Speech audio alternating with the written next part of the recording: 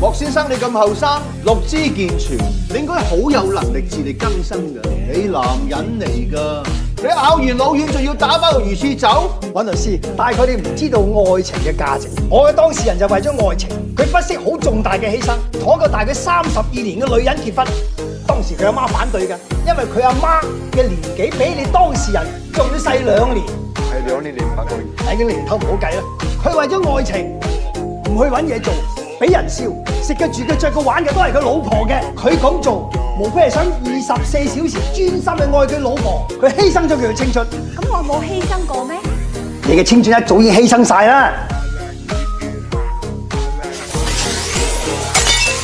至於嗰5000萬嘅賠償，就已經包括咗蘇女士同尹律師你嘅鬼混，而帶俾我哋當事人額外嘅損害。你講乜嘢啊？告你誹謗㗎！唔使咁樣你睇咗張相先啦，喺時鐘酒店門口影㗎。